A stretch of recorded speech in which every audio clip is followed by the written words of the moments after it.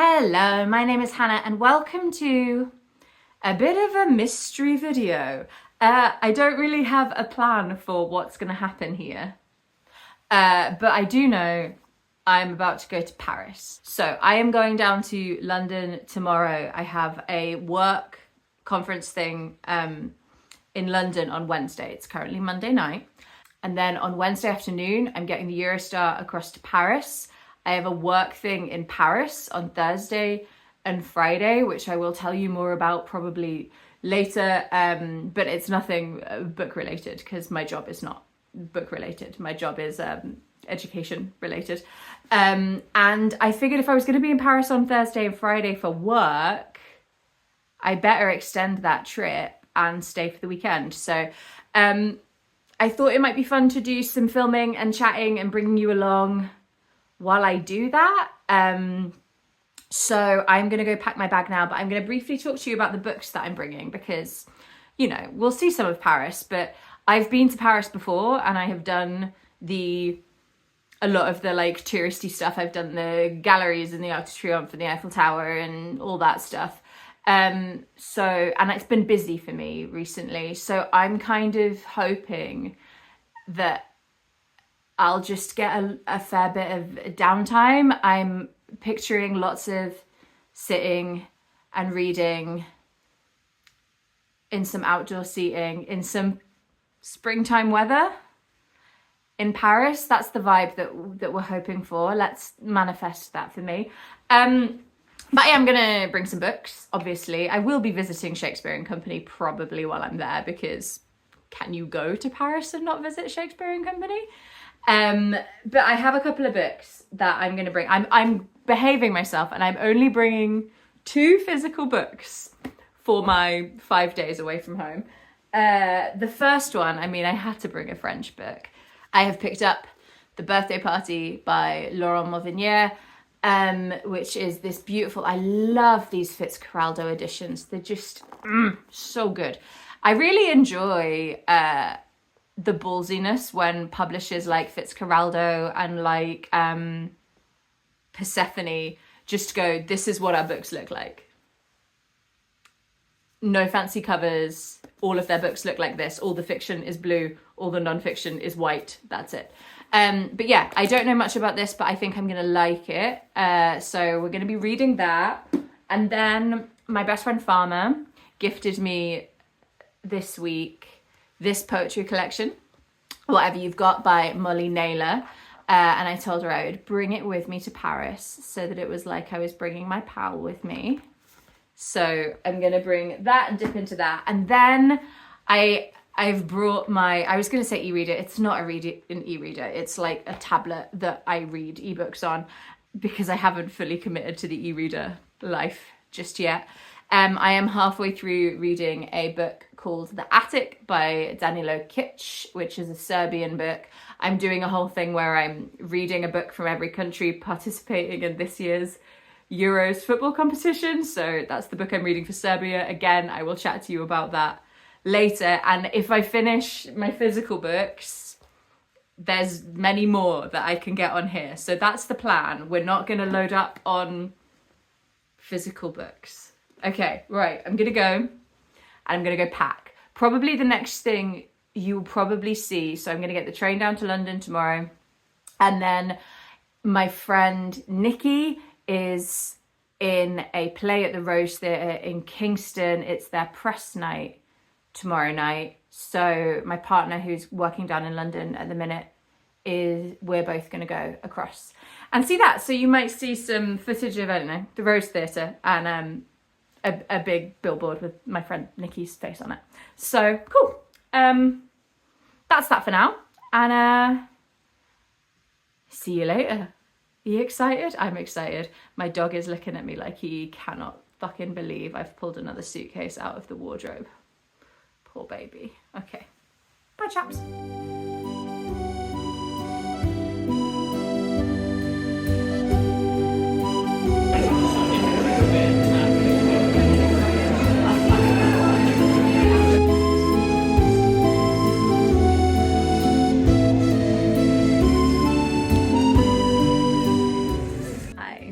Hi from my dinky little hotel room. There we go, that's the entirety of it. I'm in Paris. I'll catch up with you properly, not right now, because the main thing I need to do now is find somewhere to buy a UK to European adapter, because that's what she forgot. And then I'm gonna have a little wander around. I think I'm not in a super touristy part of Paris. I'm in the 15th arrondissement.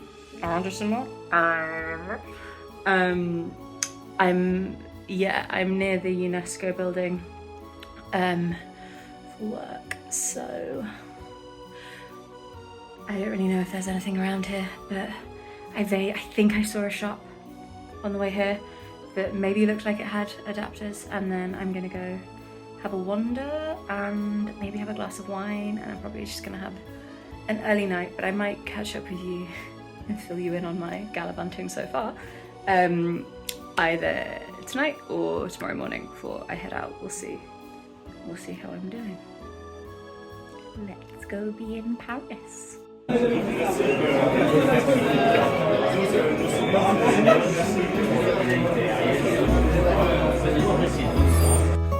Morning. I'm doing my makeup. What side am I looking there? And I thought I would catch up with you now, briefly, about things. So, firstly, I'm sorry if the opening to this vlog has been a little fragmented. It has reflected my mental state. I'm a bit of an anxious traveller anyway, and I haven't done, I was going to say very much international travelling alone, any. I've been in Paris by myself once before, for like 12 hours, but yeah, it's not my strong suit. And then there were a couple of things that happened that just made me like a little extra anxious. So I was at a conference yesterday in London, for the company that I work at, where I was presenting, and I thought I was presenting in the afternoon. No, I thought I was presenting in the morning session, so that I would be done and dusted by like 1, and my Eurostar's at 4:30. But they do all that scary stuff, like tell you gotta be there 60 minutes early before the train, like all that shit. So I was like, and because I'm very like, I take things at face value, so I'm like, okay, I have to be there at that time then. And instead, the session that I was running was going to finish at 3:15, and my conference was in Westminster, and I had to get to St Pancras, so it's like a half hour, either a tube or a taxi, but either way it's half an hour. And I was like, well, that's not going to happen, is it? So I was feeling anxious about it all day, and it was fucking fine. I ended up just doing like the first part of the session and just apologised to my colleagues that I was supposed to be running it with, and was like, I have to leave. I have to go to Paris. Yeah, so then I got to St Pancras. No fucking queues. I was through security, ticket check, absolutely everything in under 5 minutes. So, you know when you're like, I'd like panicked myself into like, just like a bit of a tiz, and then it was fine, but you know. So I got here, all fine. I don't know if I mentioned before, I don't speak any French, which is not good, I know, but I learnt Spanish in school, so French has sort of passed me by, and I find it a really difficult language to just do anything in. I've got like a bit of a brain block about it. And when I go to speak the very little French that I can speak, Spanish comes out anyway, so that's always fun. But I made it here on the metro with only a couple of minor issues. So I had like watched YouTube videos before coming out of like, you know, like those really helpful like travel people who were like, this is how the metro works. This is the ticket you need to buy. And I was like, thank you, this is exactly the information that I need, great. And I got to the metro station at Gare du Nord, and like, they were different to the ones that I'd seen in the video, and I was like, so I think I've paid too much for a ticket that I don't need, but it's definitely going to serve me for what I need while I'm here in Paris, so it's absolutely fine. And yeah, got to the hotel, realised I hadn't brought an adapter, like a European to UK plug adapter. Had spotted a couple of shops on the way that I thought were likely candidates, went into both of them, ended up having to ask people in, I was going to say broken French, just English. I asked them in English, and they didn't have anything. The first guy gave me like rapid fire instructions in French, like directions to another shop, and I was like, great. But I did make it to the shop that he pointed me towards, which was a shop I'd already been in and couldn't see them, and had just sheepishly like walked out again because I was like, I'm pretty sure this other shop will have it. I can't possibly bring myself to ask someone for help. And then he pointed me back in that direction, so I was like, fine, we're gonna have to ask this woman for help. And I asked her for help, and they didn't have any either. But then I went back to the hotel being like, this must happen to people all the time. Maybe the hotel has some. And the guy on reception was like, yeah, here you go. And I was like, oh, can I like use this for the duration of my stay? And he was like, can you bring it back tomorrow? And I was like, okay, I can bring it back tomorrow. So I've like charged up my power bank overnight and like all my phones, my 2 phones. I have a work phone and a personal one. And we'll just have to see how we go. But then I spotted an electrical store that is open this morning that was closed last night. So I'm really hoping they will have one. It's so annoying. I've got so many of these adapters at home, but you know, I'm bound to forget something, aren't I? So that's been the travels. So have I spoken to you about like why I'm actually here? I can't remember. So I work in education, and a big chunk of that education is what we call inclusive education, which is largely around ensuring that we don't forget about learners with special educational needs and other sort of factors that might exclude them from mainstream education. And I've been invited not to present, but just like to be a delegate at this forum, which was happening at the UNESCO building over the next 2 days, and it's a global forum, the Global Schools Forum for Inclusive Education. So I'm hoping that I'm just gonna like go along and get like a lot of tips. You are fully getting the hi, I used to play rugby shoulders today, but yeah, so that's where I'm going, and I'm feeling a little anxious about it for a change. I'm feeling a bit anxious, but yeah, it should be good. I don't know anyone who's going, like none of my colleagues are going, but I know a couple of schools who are going. Like I've not met them in person, but they're like people that I kind of vaguely know from like the networks that I work in, so I'm hoping I won't be totally on my own. But yeah, we'll see how it goes. And okay, I have to talk to you after I do this eyeliner, because I am so bad at eyeliner that I definitely can't. I think I can say with extreme confidence that I have never done my eyeliner symmetrically ever in my life. But yeah, so books, let's chat books. Because I did do some reading on the way, because I was like, I'm too like antsy to do any kind of productive work.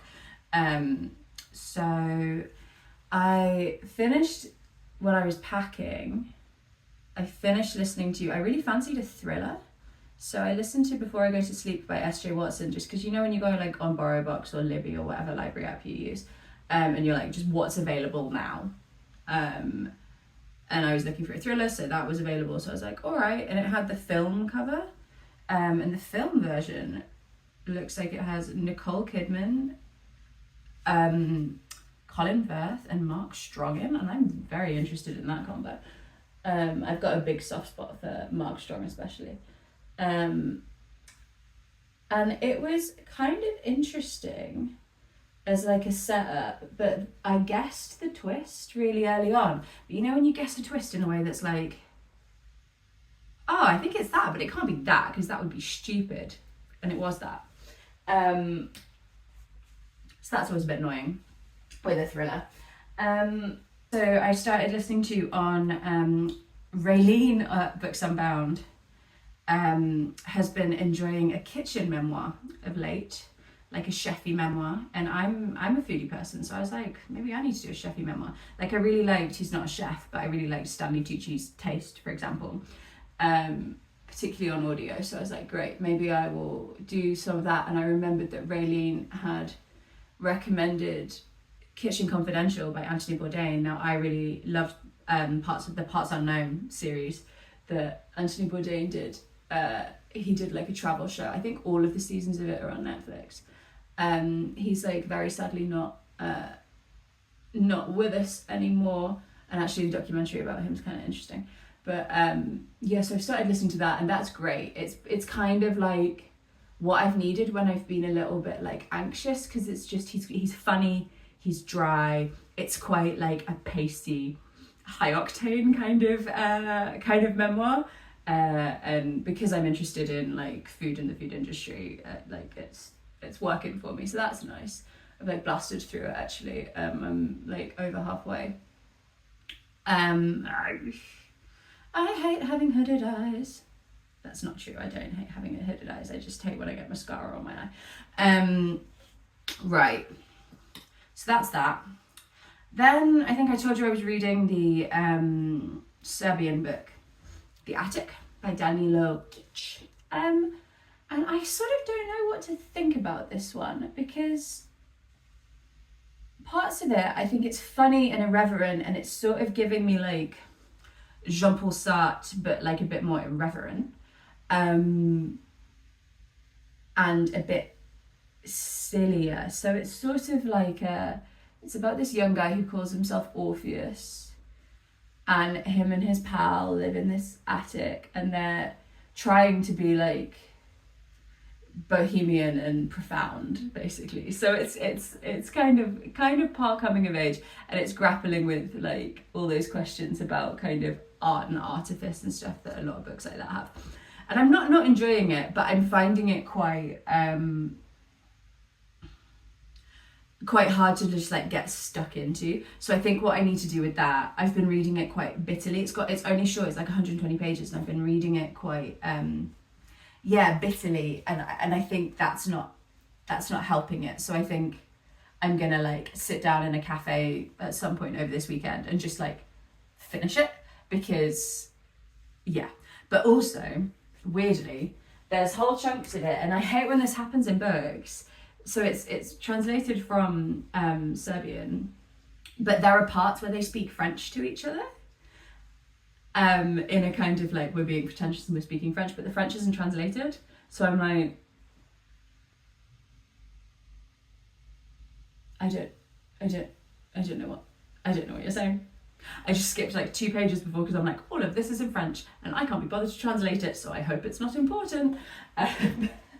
So yeah, there's that. And then I can spin around to talk to you this way now.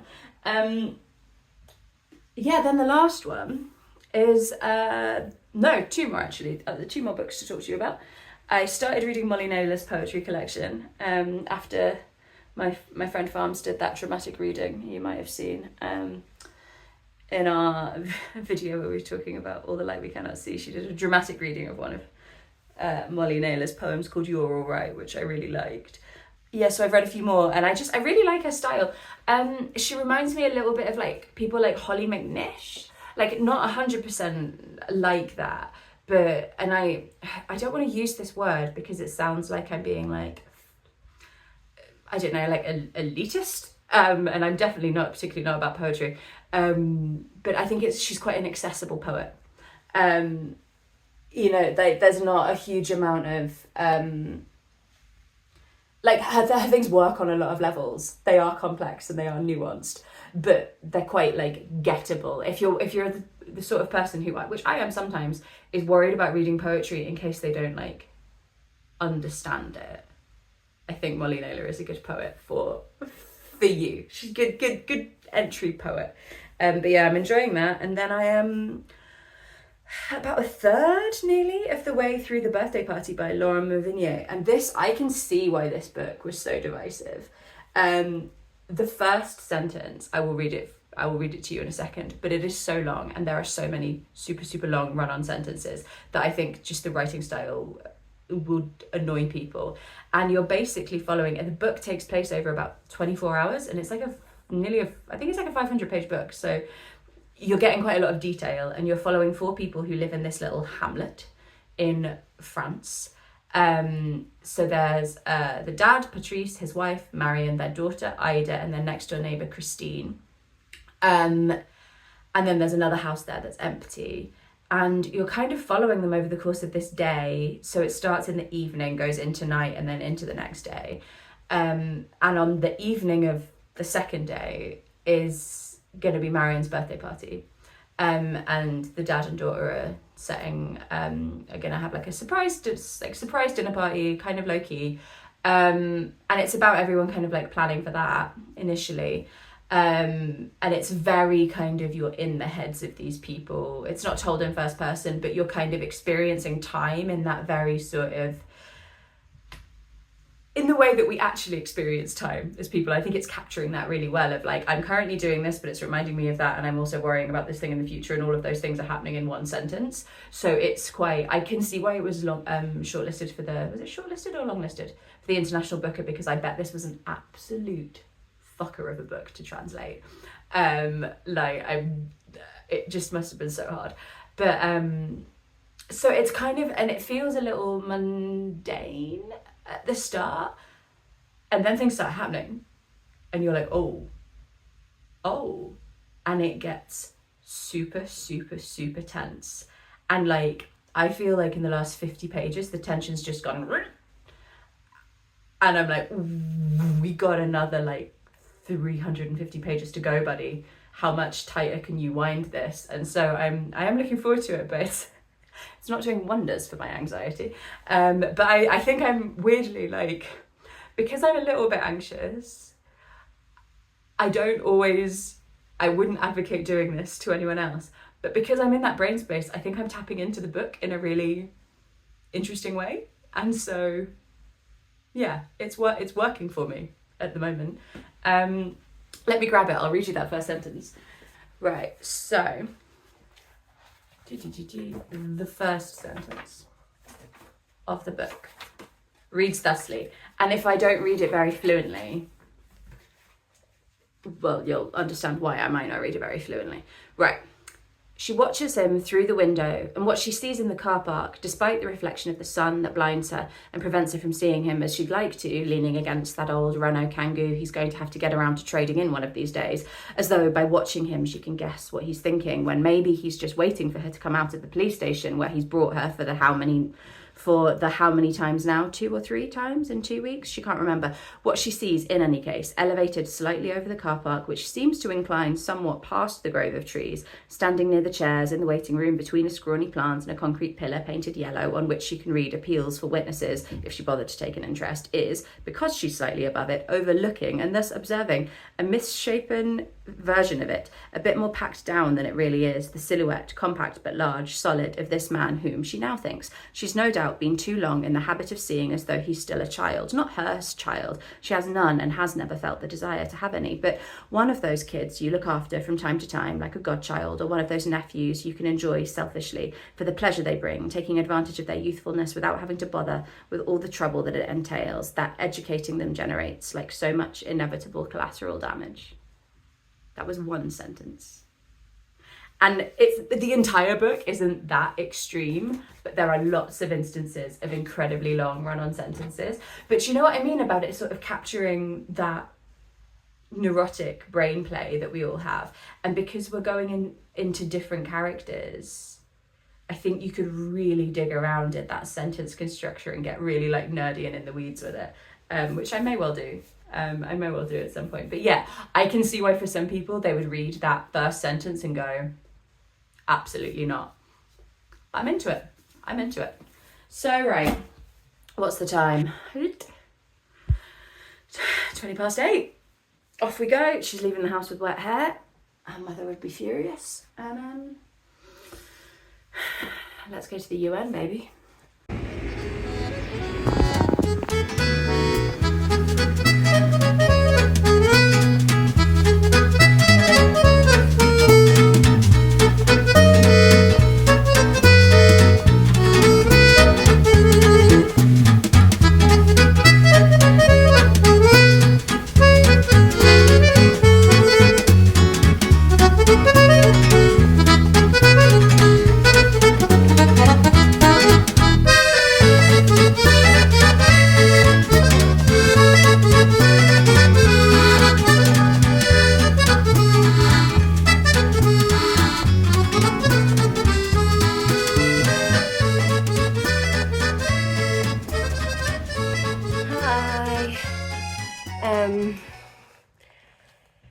day 2 of conference done. So yesterday was a lot. It was like 10 till 5:30 of lots and lots of listening and not a lot of being able to move around.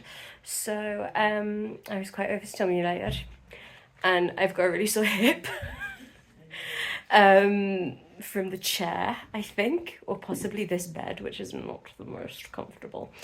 So yesterday I did the conference, went for a drink with one of the guys who I knew at the conference. So we had a couple of drinks, and then very quick turnaround back to the hotel to get some food. I got the same as I got for tea tonight, which is an entire loaf of bread and some kind of hummusy, dippy, artichoke situation that looks vegan. I don't know if it is vegan, but you know, whatever. I can't be asked. And then we went back out to networking drinks, which is the sort of thing that I hate doing. But I was like, I'm the most senior person from my organisation who's here, so I kind of had to. And ended up getting in at midnight. So I am hungover. Professional lady. And yeah, so today's been a struggle, but it was only a half-day conference today, so it's like 3 o'clock now. Finished at 2:30. I went for my bread and dip. I fully intend to have a nap.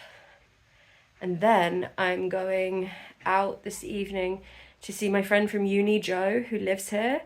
She's a florist in Paris. Like, what is her life? But yeah, I'm gonna go see her. So you'll probably see a bit of that. No reading has happened, but I wasn't expecting any reading to have happened these first 2 days. I knew they were going to be pretty full on, but I'm officially off work duty now. So I might actually be able to talk to you about like a book or something. That would be novel, wouldn't it? Yeah, so I'm gonna go watch some Young Royals and probably fall asleep with my French stick. But yeah, so UNESCO's cool. They didn't even give us lunch today, so I'm pretty unimpressed with the UN, if I'm honest. I'm so tired, I'm talking absolute nonsense. See you later, bye.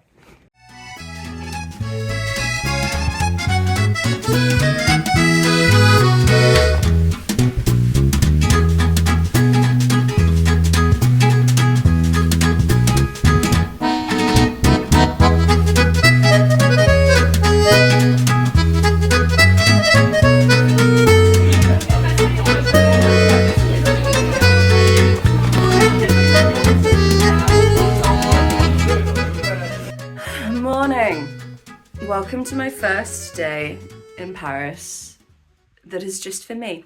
I've slept through a chunk of it, but that's okay. I told myself I was just knackered, and I told myself I wasn't going to set an alarm and I would just wake up when I wanted. And I woke up at 8:30 and was like, oh, that's like quite early. I'll just stay here for a little bit. And then I woke up at 10:30. So that's fine. It's fine because I have no real plan for the day. So I'm getting ready now. I am going to go... I think I want to go to Shakespeare and Company. But here's the rub. The queues now to go to Shakespeare and Company are always enormous. So I do want to go because are you allowed to have a bookish YouTube channel and go to Paris and not go to Shakespeare and Company? Is that allowed? I don't actually know if I'm feeling like buying a book. So I might just like head up that way, and if the queues aren't too ridiculous, I'll go in. Otherwise, I'll just like show you the outside of Shakespeare and Company. I'm sure you will have seen much content of that shop. But I think before I do that, because that's like up in like the centre of Paris, I'm a little bit like, I was going to say on the outskirts. I'm not. I'm like a 10-minute walk from the Eiffel Tower. I'm pretty central too, but that's like across the way. But I think near me are the catacombs, and I haven't been there before. So maybe I'll go to the catacombs. I don't know, man. But I kind of feel like what I just want to do today is slouch around various cafes and parks, drinking a lot of coffee and reading my book. So maybe I'll just do that. My friend Joe took me to a beautiful park yesterday up in the 19th, but I don't know, it was quite a way away from where I am, and I don't know how much else there'll be around there. I also could go back to the cemetery. I've been there before, but I did like it. And it was supposed to be cloudy today, but it actually, from my window, my little corner of Paris has blue sky. So what I'm thinking is I should go get some breakfast and sit and read somewhere outside for a little bit in case this is the best weather that I get all day. And then if I go to Shakespeare and Company, I'll go to Shakespeare and Company. And if I go to the Catacombs, I'll go to the Catacombs. But no one can tell me what to do, including myself. See you later. Okay, plan. I've just found like a cute little Middle Eastern vegetarian restaurant that I want to go to that's like near here. But I want to go there for lunch. It's not quite lunchtime yet. So I'm going to go get a coffee, sit in like a local park that looks quite nice from Google Maps. So hopefully it is actually nice. Sit there for a bit, maybe do the Catacombs. When I'm hungry, go to the Middle Eastern restaurant, then head up into town, which probably means while I will go to the outside of Shakespeare and Company, I'm probably not going to go in unless for some reason there's no tourists today, a Saturday afternoon that's sunny in Paris. So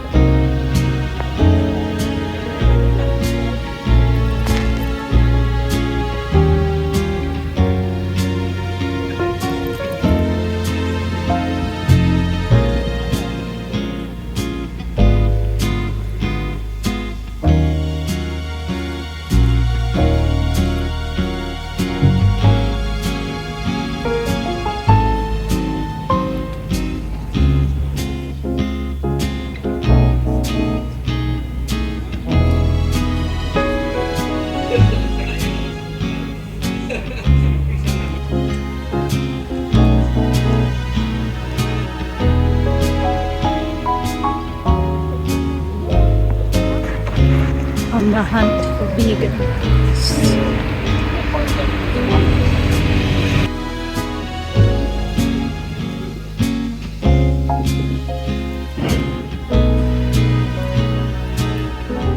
Morning. It's Sunday, which means it's packing up time. I've had a lovely little time in Paris. I'm sorry about the backlighting, but all the stuff I need to pack is here and my suitcase is here, and I'm not willing to make my life more inconvenient so that you can get a nicer shot. Sorry.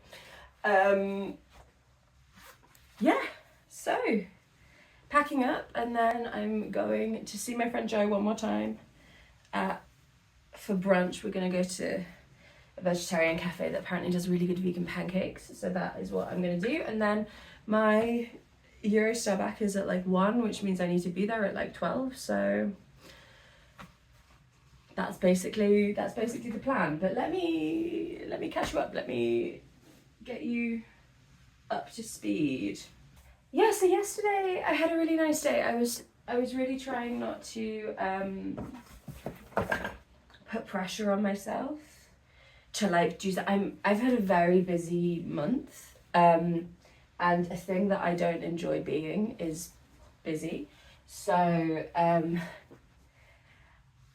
I knew when I came here and I chose to stay for the weekend that might mean that like I wasn't gonna do tons of stuff, and I didn't end up doing tons of stuff, and that's really okay, because I think if I'd forced myself to go and like do too much, then I would have cried.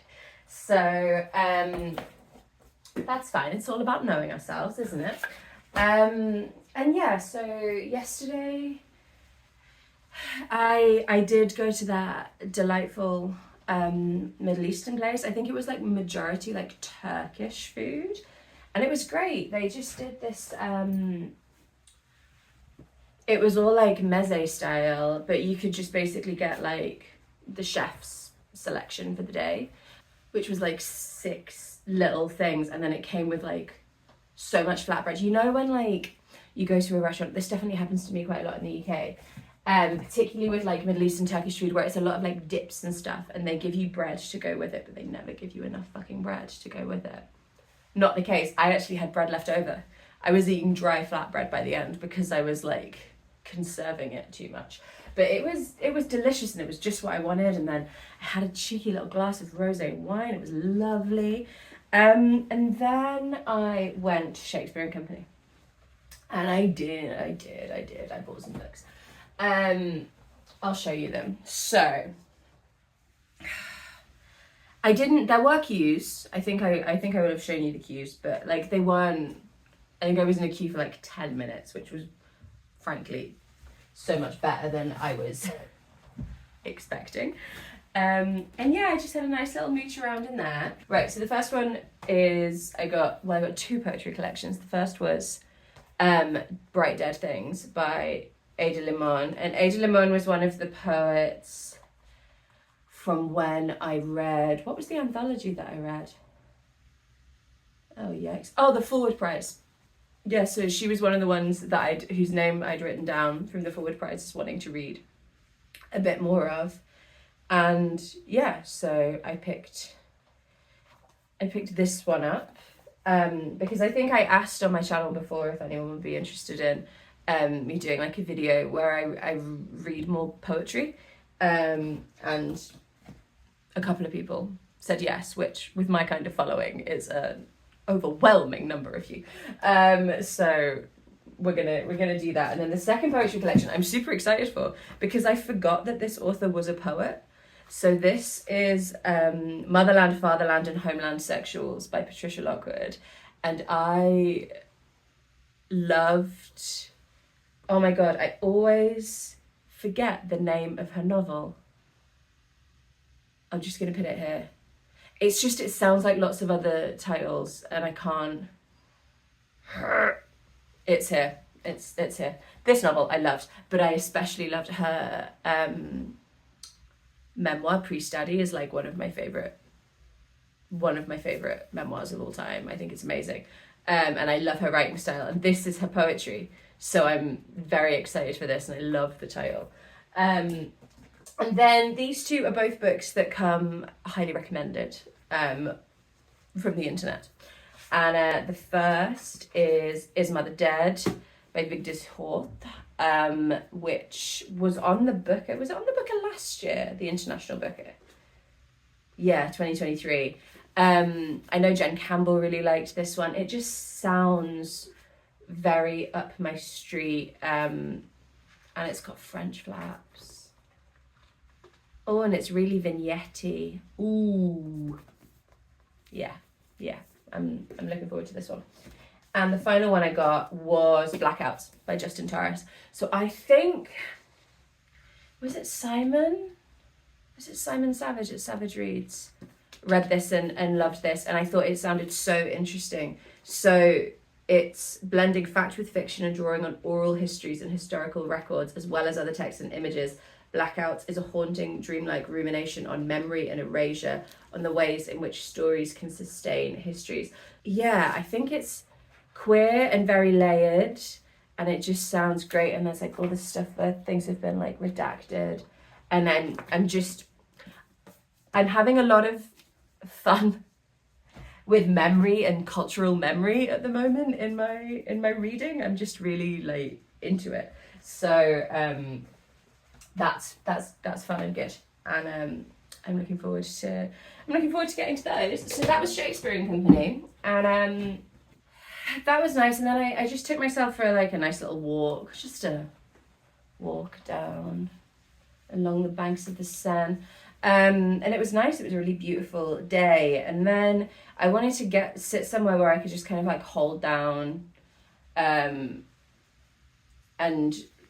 read for a bit and not have anyone get annoyed that I was there for a long time without buying a lot of drinks. So I didn't fancy like the kind of like street front cafes and stuff for that, because I feel like particularly like around the Seine it's a bit touristy and they kind of want like turnover of people, and if I just sat there with like a double espresso for like an hour and a half, that I would probably piss people off. So I ended up in like an Irish bar, which is just classic British of me, but it's because I was half interested in watching the rugby, the Ireland-Scotland match, and then the England-France one later. But I like watching sport while I'm reading, because I'm not interested enough to just watch it, but I like to be around it in case all of a sudden something happens and I want to watch. I was there for the Scotland-Ireland game, and it was kind of chill, and then it just got busier and busier and busier, and there was this man that was just like slowly encroaching on my personal space, who was driving me absolutely insane. He wasn't doing it like knowingly, I don't think, but like I had like I was reading an ebook, I had like my e-reader on the bar, and I was just stood, and he started like over here, like round the corner, and like every couple of minutes he'd just get closer to me until he was like elbowing my e-reader and like nudging me and like turning around and looking at me like, why are you there? And I'm like, sir, I have been here this whole time. So that was a bit annoying, so I was like, fuck it, I can't stay for the second match. And I was feeling kind of tired. So I walked about half an hour north, because I'd heard from good old Happy Cow that there was a good vegan burger place that was going to be pretty like low maintenance and chill.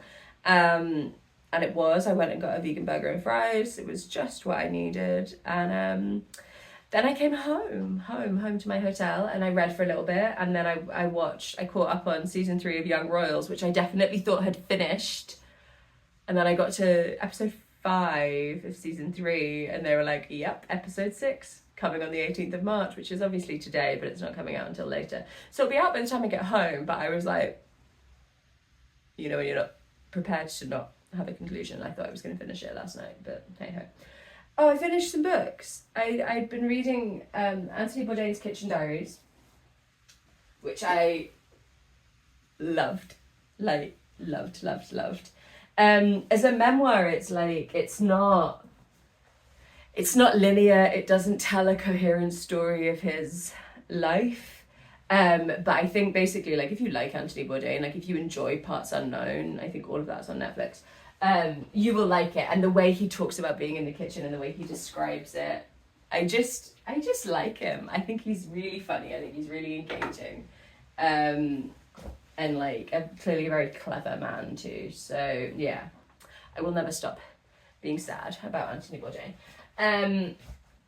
But yeah, so that was great. And then I did finish reading The Attic by Danilo Kis, and I think I was right. I did finish it in a oneer, and I do think that helped. And I think the book, it's hard. It was a debut, and it was quite navel gazy, like in that kind of European tradition, which I count British books in. to that sort of like very erudite young man writes first novel tackling philosophical concepts and asking questions about art, which can be cool, but I also think can be I think that for me there wasn't enough like punch in the narrative to sustain all of the and there he was doing some cool stuff in terms of like he was a very unreliable narrator, and you were never 100% sure if what he was talking about was actually happening, and all of the characters had different names that clearly weren't their actual names, and there was I think I could write a good essay on it, but I didn't enjoy it. Maybe you were kind of like those books, so you know, I'm glad I read it, but I don't think Serbia is going to be winning my Euros, unfortunately.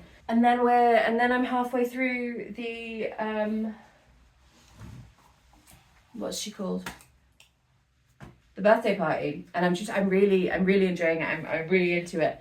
I don't know if I will finish it in this video, because I was figuring what we'll probably do is I'll do a little bit more filming when I go see Joe, maybe, but then I'm just on the Eurostar for a couple of hours, and then I have a couple of hours to kill in King's Cross, because I decided I needed 2 hours to get from St Pancras, which is here, to King's Cross, which is here.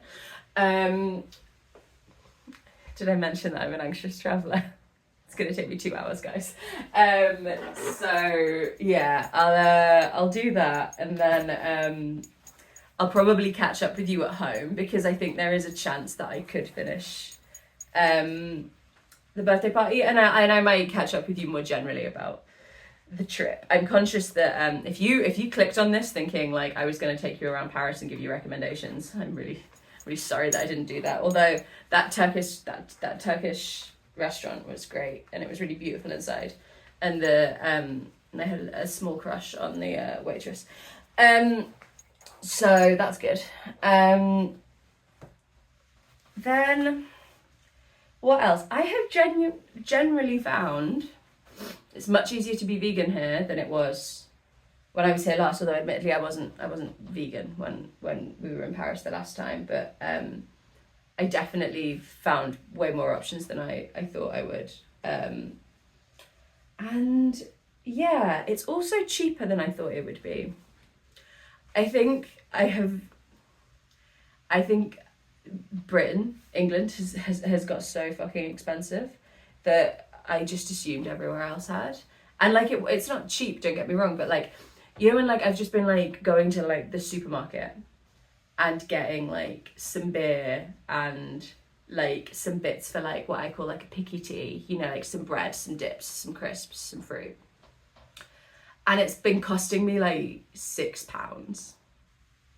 And I feel like when I do those like impulsive shops in the UK of like, well, I'm just gonna like grab a few things for my tea, it costs way more than £6 if there's alcohol involved. So yeah, that's my key takeaway. Not as expensive as I thought. I mean, I've probably still spent loads of money. I mean, I spent 50 quid on books, so oops. But yeah, I have to go and actually pack now, because I was like, yeah, it's fine, I'll chat to you while I'm packing, and I have not really packed anything, and I have to go soon, so bye friends.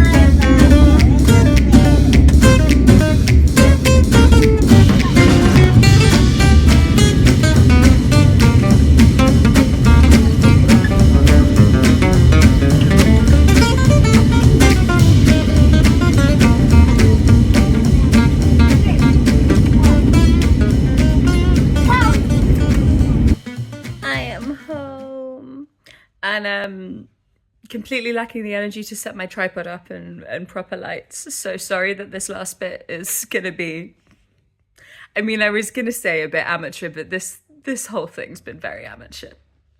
Never mind. Yeah, I am home.